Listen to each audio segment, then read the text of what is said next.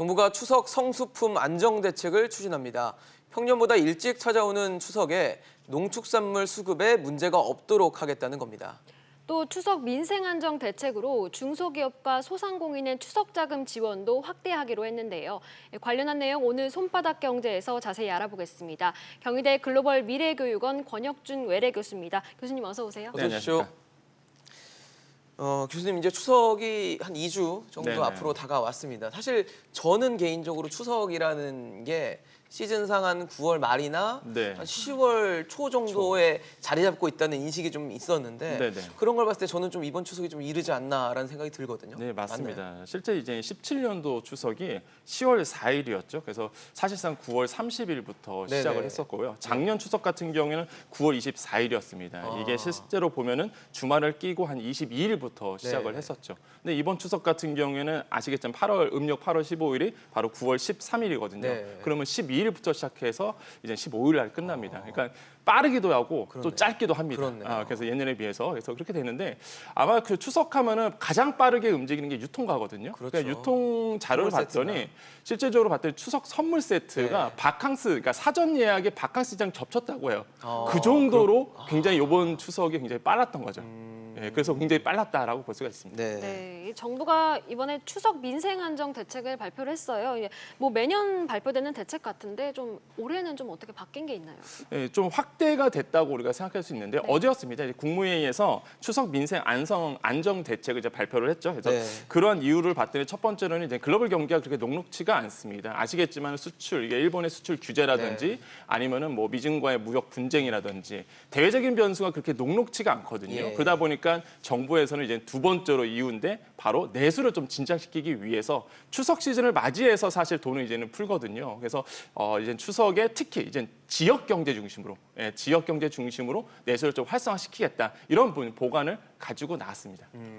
그 내용을 좀 저도 좀 살펴봤는데 가장 좀 눈에 띄었던 것은 이제 추석 성수품, 그러니까 추석에 좀 인기가 많은 상품들에 대한 네네. 수급을 좀 안정시키기 위한 노력들이 좀 눈에 들어오던데요. 네네. 구체적으로 좀 어떤 것들이 있었나요? 맞습니다. 그 성수품, 그러니까 많은 분들이 이제 언론이나 해서 성수품 들을 텐데 앵커님이 잘 마시는 것처럼 특별한 시즌에 잘 나가는 상품을 네. 우리가 보통 성수품이라고 네. 그러잖아요. 그래서 성수품의 공급 확대가 되는데 품목을 봤더니 핵심 품목 한 15개 정도를 뽑아서 물량을 좀 확대하게 됐습니다. 그게 한 1.2배에서 2.9배까지 좀 확대를 하는데 준비를 많이 해놓겠다는 네네네, 얘기예요. 그렇죠. 농산물이 한 1.7배 정도 되고요. 축산물이 한 1.3배. 그래서 임산물, 그러니까 산에서 나온 거죠. 이제 버섯 같은 경우 한 2.9배, 수산물이 한 1.2배 정도 해갔고요. 네. 품목을 좀 늘리겠다, 많이 확보를 하겠다라고 했고요. 두 번째로는 이제 수송 지원 같은 부분이 있습니다. 그러니까 그렇죠. 물량이 많으면은 그거에 대한 배차 시스템이라든지 운송이 잘 돼야 되거든요. 그렇습니다. 그래서 이제는 국토부 중심으로 배송 차량을 확보한다든지 아니면은 경찰청 중심으로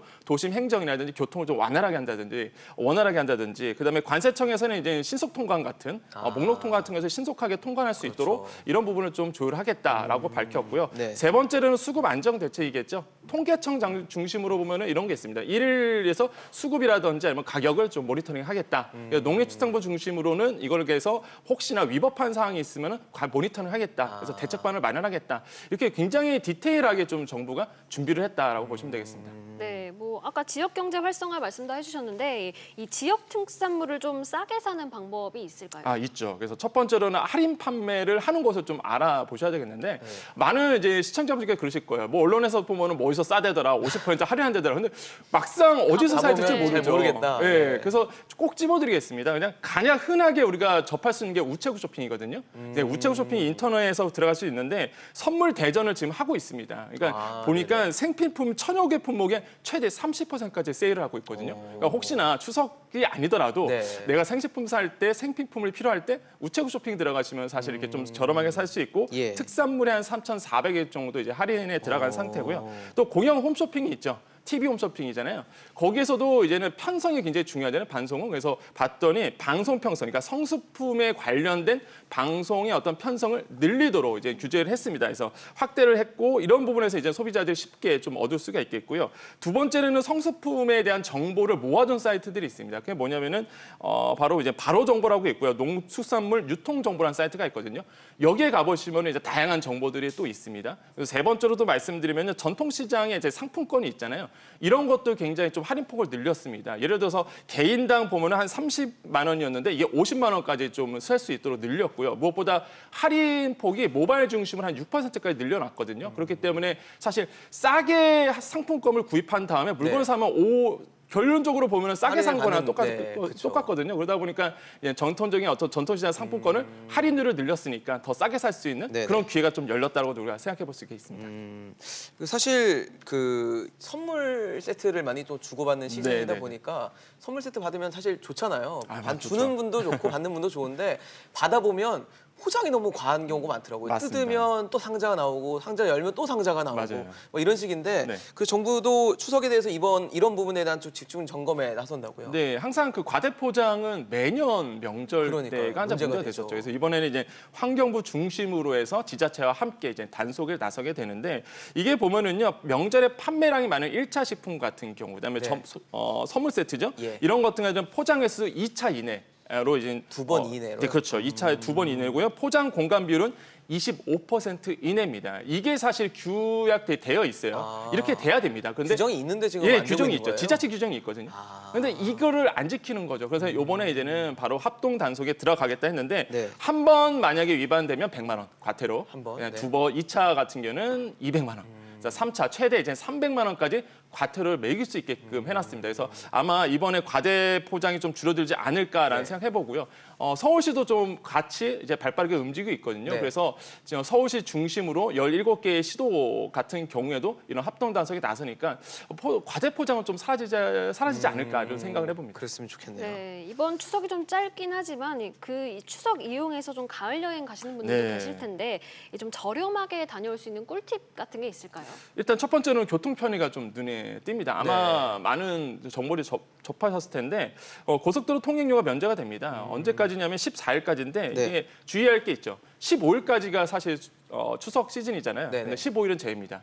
요 부분은 꼭 그날 안 아셔야 돼요. 들어가요. 예, 12일부터 14일까지 고속도로 통행료가 면제된다는 사실, 15일은 제외다. 네. 이건 좀 팩트 있게 좀 아셔야 되겠고, 알아둬야겠네요. 역귀경이죠. 역귀경이라든 귀경 할인이 됩니다. KTX 이게 한 최대 40%까지 이제는 한마디로 고향에서 이제 서울로 올라오신 올라올 때, 분들에게 네. 이제는 할인이 되고요. 네. 그 다음에 지자체의 어떤 무료 주차장 이건 개방을 해서 사실 주차할 때 좀 불편함이 없도록 이제 정부가 말 그대로 좀 신경을 썼다라고 볼 수 있겠고, 가을 지원도 있습니다. 뭐 지역 특색, 테마 여행, 농어촌, 교통 연계 이런 것을 통해서 각 테마별로 조금 말 그대로 지역 가서 이제 휴가를 좀 즐겨라, 아니면 추석 기간 때 한번 즐겨라, 이런 어떤 테마 여행도 마련을 했고요.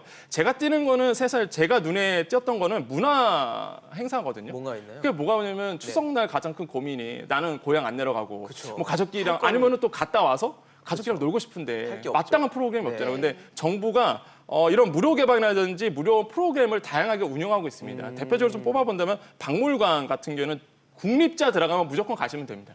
무료고 프로그램이 이번에 좀 알차게 준비를 했더라고요. 보니까 그래서 국립자 들어간다. 네. 한번 가족들하고 나들이 여행 가셔도 되겠고요. 문화예술도 있습니다. 국립 네. 국악원이라든지 국립극장 여기서도 무료 프로그램 운영하고 있고요. 과학향도 있고, 제가 또 요거 핵심인데 네. 바로 야영 좋아하시는 분들이 꽤 되세요. 많죠, 요즘에. 이게 생태 탐방 프로그램을 정부가 만들었습니다. 네. 이게 뭐냐면요, 국립공원의 생태 탐방원, 북한산부터 지리산 이런 데 야영객들을 위해서 가족 캠프 운영 프로그램을 이번에 운영하거든요. 그러니까 만약에 내가 야영을 좋아하거나 캠핑을 좋아한다. 네. 그럼 이런 데 가셔갖고 같이 그렇네요. 프로그램도 교육도 받고 같이 가족들과 야영도 할 수 있고, 되게 알차게 좀 정부가 좀 준비를 했다. 그래서 그렇게 보입니다. 예, 그래서 이런 들 좀 프로그램을 운영하시면 네. 추석 명절이 물론 가족들과 같이 지내지만 또 가족, 우리 말 그대로 핵가족 시대잖아요. 네. 이런 가족들하고 재미있는 어떤 시즌이 되지 않을까 생각을 해봅니다. 알겠습니다. 지금 민족 대명절 추석이 이제 2주 네네. 앞으로 다가왔습니다. 추석을 좀 알차게 또 보람차게 보낼 수 있는 꿀팁 네네. 권혁준 외래교수와 함께 알아봤습니다. 교수님 감사합니다. 네, 감사합니다.